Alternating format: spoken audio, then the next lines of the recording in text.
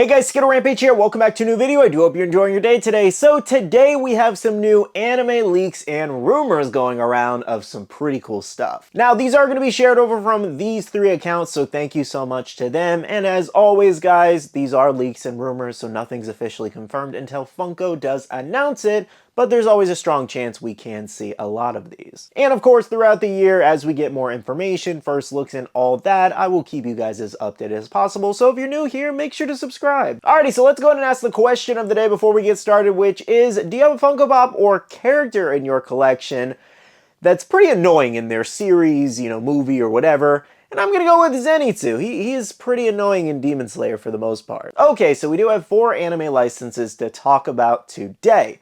I think I want to go ahead and start off with ReZero here. This was a nice little surprise. Also, all of these anime pops we're going to talk about today are expected this fall, so we do have quite a wait on these.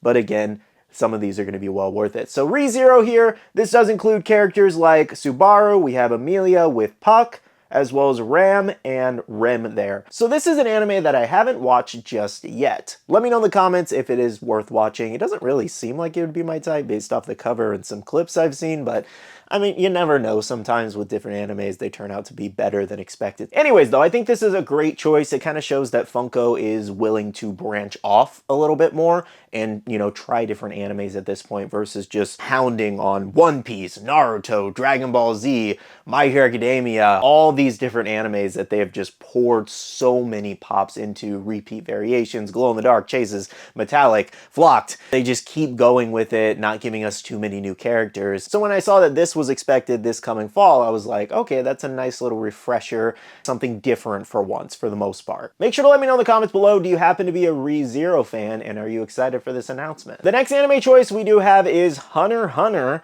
and this is a very weird set of pops, and here's why. So we do actually have Gon Freak sitting, Killua sitting, Kurapika sitting, and Leorio sitting. It's a sitting wave. I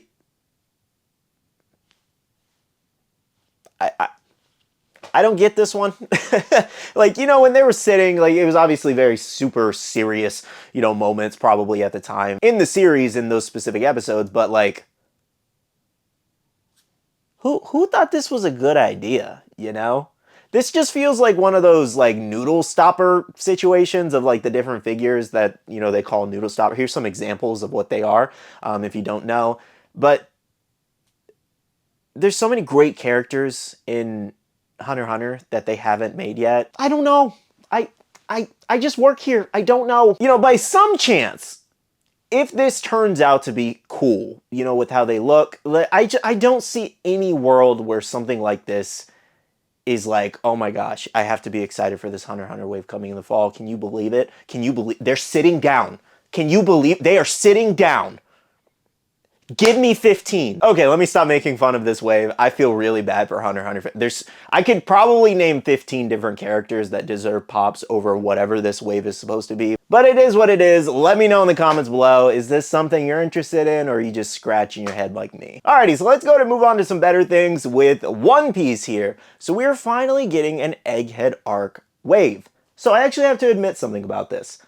When I got to Egghead, I did not initially like the outfits. I know people were going crazy for them. Bailey loves them. But for me, I was just like, I am not seeing the vision here initially, but they kind of grew on me a little bit. So I think I would like to pick up a couple of these for a Funko Pop wave, or maybe, most of them to kind of match each other with the Straw Hats. So the list of pops here includes Chopper, which he is actually kind of adorable in his outfit, so I'm going to give him a pass for sure. We have Nico Robin, Brooke, Dr. Vegapunk, and a pop plus of Monkey D. Luffy there. So obviously they left out a couple Straw Hats there. I'm not entirely sure why. Maybe they want to do a wave 2 eventually too, so they made this small. I'm sure we're going to see a couple different exclusives. Maybe we'll see some of the other Vegapunks. There's a lot they can do with Egghead from, what we already have in the anime. And even aside from just the Vegapunks or the Straw Hat, there's other people that do show up in Egghead that they could definitely make pops of. So I am pretty excited for the other possibilities of this wave, especially like the Luffy possibilities, because obviously he goes Gear 5 there again. And I would love to see Luffy with his goggles. I think that would make a great exclusive, maybe even a con exclusive. Sounds like something that would go to Funko though, but I think it would be really cool to get him with the goggles. And then just a couple other random things come to mind, like Lucci, obviously. We could also get Stussy. That would be a really cool pop too. So again, there's just so much they could do with Egghead. I think it would just be really great. But one I'm most excited for in this particular list is Nico Robin. Love Nico Robin. I wish we had more pops of her. She's just one of my favorite One Piece girls and characters, period. So far, we only have 2 pops. We have, time skip look, and then we have her Wano look, but we don't have her pre-time skip look. I really want to miss All Sunday pop. I've been asking for it for years, and I really hope they give us one eventually. Overall though, let me know if you guys are excited for this new Egghead One Piece wave, and which ones are you going to be grabbing so far. The last anime we have to talk about today is Jujutsu Kaisen, the Shibuya arc, Wave 2. I was not expecting to see Wave 2, given we're about to see the Wave 1 announcement just in about 2 weeks here in February, so stay tuned for that. It's going to be a crazy wave for JJK. But in this wave, it looks pretty much mostly like kind of like a villain wave, other than the Toto there. So we have Jogo finally. You guys can, stop the prayers. You can stop the dreams of Jogo. He's finally coming outside of Gojo stepping on his head in his pop. Then we have Mahito from Shibuya, obviously. Then we have a pop plus of Toto doing the Black Flash kick. That's going to be a pretty crazy pop for sure. And then finally, we have a 6-inch of Maharaga. That is kind of nuts that we are getting that. Wow. It's a pretty stacked wave for the most part. 2 new characters. And then Toto's, I would honestly, Toto's new pretty much. He's doing something completely different. And then Mahito, it depends what they do there, really. Like, is it going to be kind of like where he's using his abilities, or is it just going to be his Shibuya, like, I don't know what they're going to do. I don't really care about the character that much anyways. Unless it's a cool pop, I'll probably just pass on it because I don't really like him that much, but, we'll see come fall. I think it's a pretty stacked wave. Again, also the first wave of Shibuya is also crazy stacked too. Like, they're going to go all out clearly. The only thing that I noticed that was missing, and you already know what I'm going to say. You guys know, Yuta. Another opportunity. They literally have the opportunity outside of the movie to make it, and nothing. It's got to be a con exclusive. It's got to be an exclusive in this wave later that we're going to find out, and I'll do an update video if that happens, but I am just shocked that something like that's not a common, and then we don't get some kind of exclusive variation, but I am just shocked that we still do not have a Yuta pop. He's like literally one of the most popular characters in JJK, and he has barely been in the show, And then obviously he got his own movie. I'm just not seeing any merchandise from Funko, and it's disappointing me because I personally like Yuta more than I do Yuji. Yuji is growing on me, especially in season 2, but I still like Yuta more.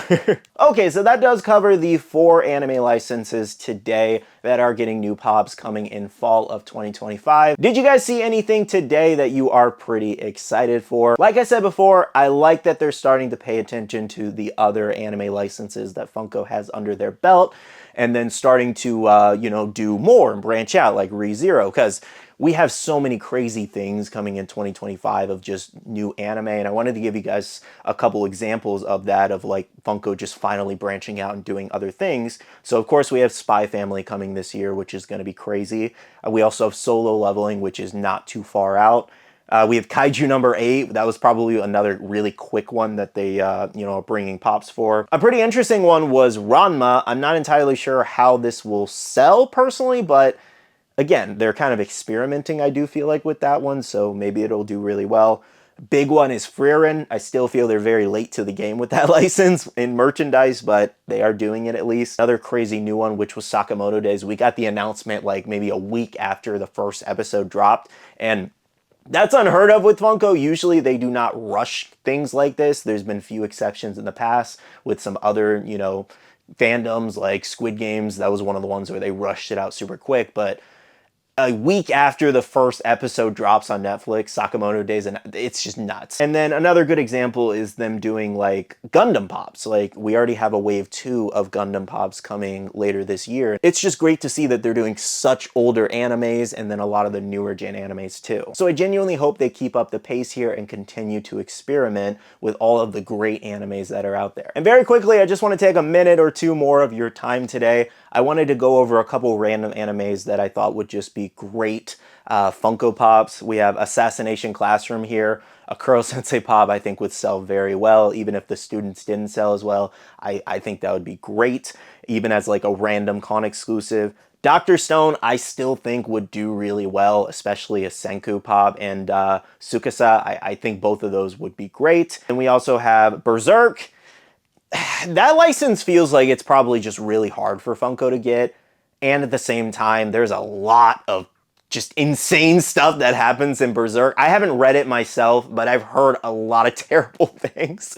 So it's possible that they're just avoiding it because of like that, but I don't know. Blue Lock I thought was also a really great choice too if they want to try more sports anime. I mean, they tried it with Haikyuu. I don't think Haikyuu sold very well for them because we haven't really seen it come back since. But I think Blue Lock maybe like a year and a half ago would have done really well for them. And it might even still do kind of well, you know, now. And then a final choice would be Fate Stay, just the entire series. They could just kind of pick and choose characters, but there's really a lot they could do there, and I really enjoy the series. I do feel like the series kind of like went in multiple directions, and I think they took it a little too far. But some of the earlier projects they did with Fate Stay that I personally watch, I think it would do really well. I do want to thank you so much for watching today's video. Of course, if you did enjoy, make sure to hit the like button down below and subscribe and click that notification bell if you're new here. I'm going to go ahead and end off the video by saying a big shout out to all the awesome Patreon supporters of the channel. You guys are amazing for supporting myself and the channel. If you guys are interested and want to check out the Patreon, the link is down below. We have a Patreon and Discord where we share a lot of information, news, restocks, updates, links, and more.